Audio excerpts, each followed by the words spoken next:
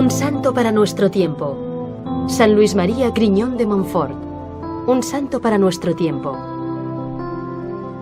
En el siglo XV, un extraordinario predicador español, San Vicente Ferrer, a lo largo de sus predicaciones en la Bretaña francesa, había anunciado: de este país saldrá un gran hombre, un misionero bendecido por Dios. Ese santo sería San Luis María Grignon de Montfort. San Luis nació el 31 de enero de 1673 en Montfort. Pasó sus primeros años en una casa granja al cuidado de una nodriza, Madre Andrea. Después, a los 2 años y medio, volvió con su familia. Con 11 años ya eran 10 hermanos en casa. Él era el mayor. A esa edad se convirtió en el apóstol de su grupo de hermanos y hermanas, especialmente de su hermana Luisa, a quien invitaba a rezar con él frecuentemente después de jugar. A los 11 años, sus padres lo enviaron al colegio de los jesuitas de Rennes. ¡Qué cambio! Fue un alumno muy estudioso, pero ya se hacía notar por su amor a la Virgen María. Siendo adolescente, Luis fue marcado por el sacerdote Bellier, quien lo llevaba, junto a otros estudiantes, al Hospital Saint-Yves para consolar a los mendigos, enfermos y a los rechazados de la sociedad que allí se amontonaban. Hablaba con ellos, les leía libros y el catecismo.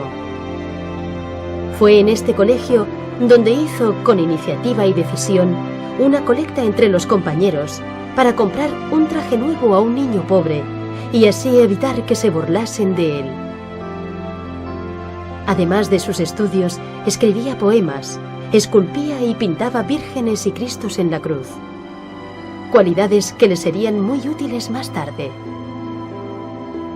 Luis María profundizó en su vida espiritual bajo la dirección del padre Descartes, sobrino del célebre filósofo. En uno de sus libros, Luis María leyó: «Es necesario seguir a Cristo tras las huellas de los apóstoles, sin dinero, sin bienes, sin hogar, no poseyendo nada, para poseer únicamente a Dios solo». A los 18 años, y a pesar de la oposición de su padre, dejó el colegio y se fue al seminario, a París, pues deseaba ser sacerdote. Por el camino, que hizo todo a pie, socorría a los pobres que encontraba, quedándose él sin dinero, sin ropa y lleno de fatigas.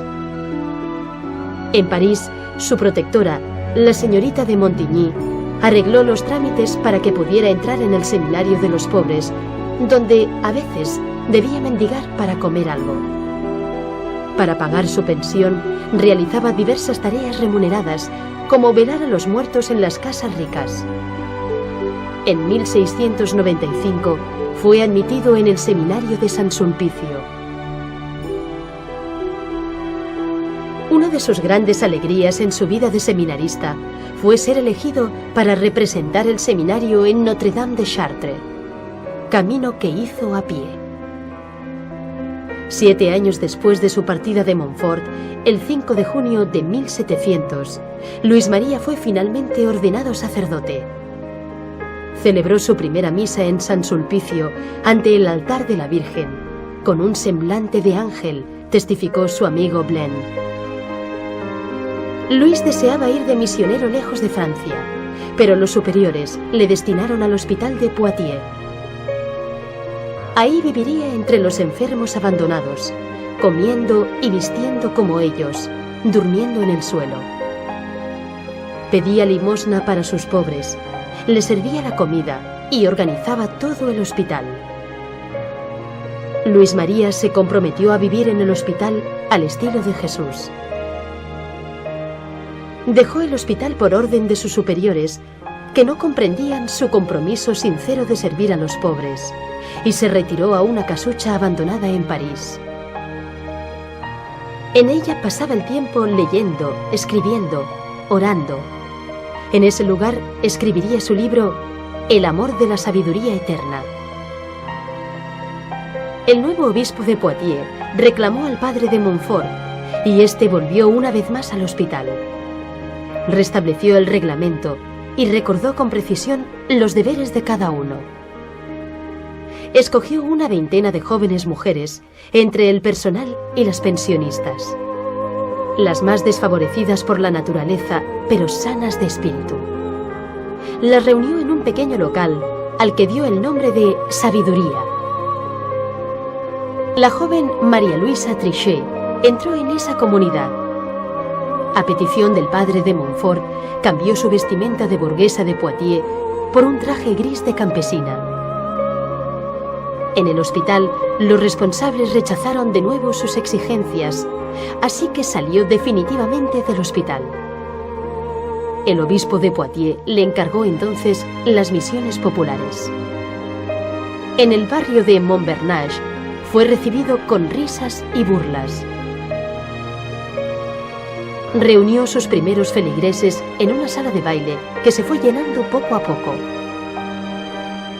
Pronto se produjo un verdadero milagro. Esa multitud hostil se sentía reconfortada. La sala se convertiría en una capilla dedicada a María, Reina de los Corazones.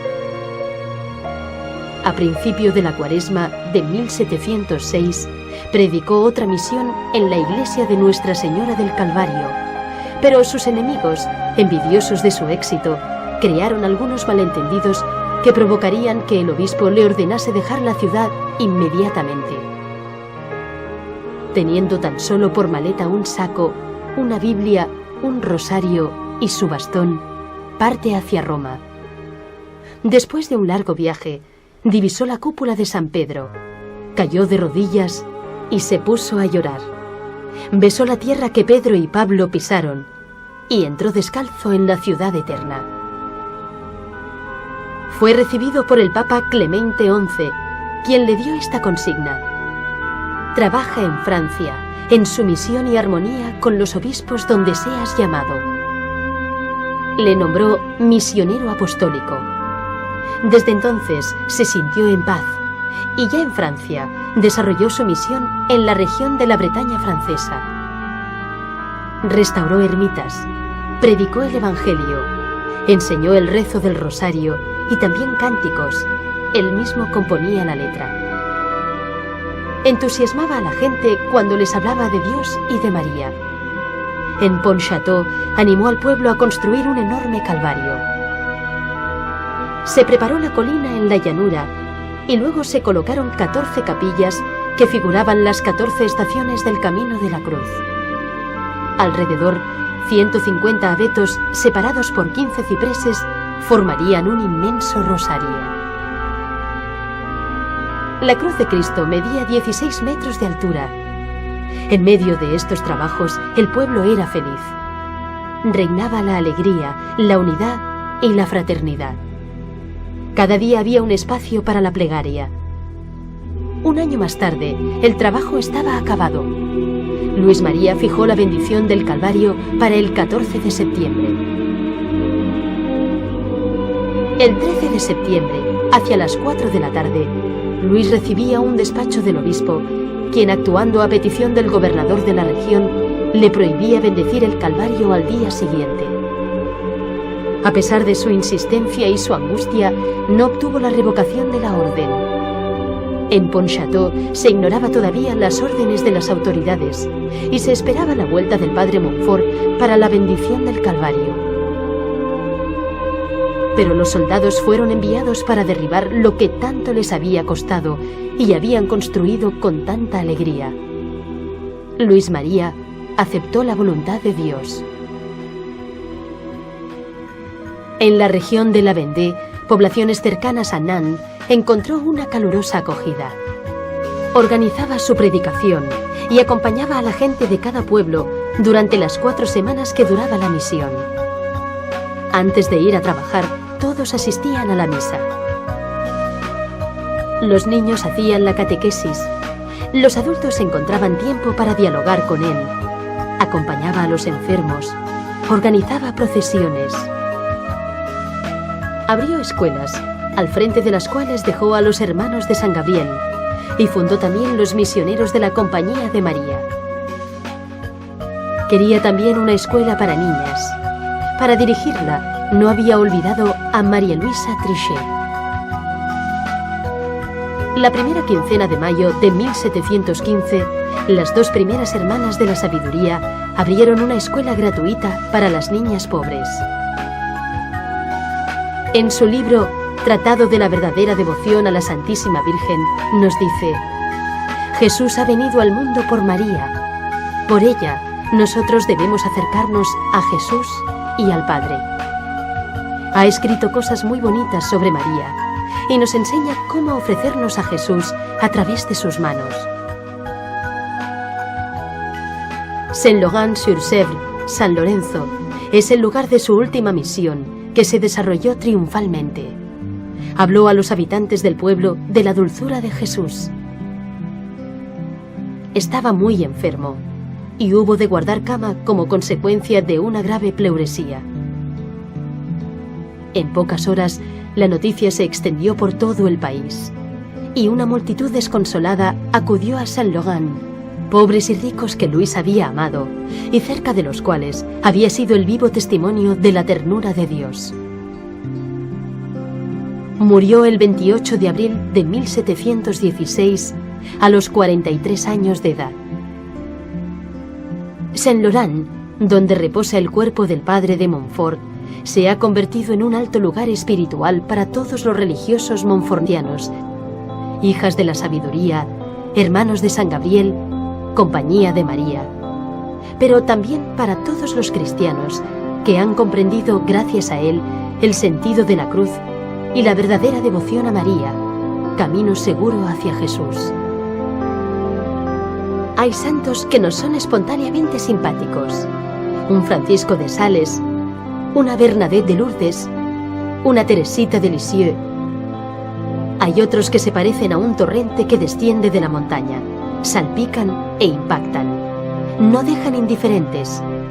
Ante ellos hay que tomar partido, estar a favor o en contra, porque te interpelan y comprometen.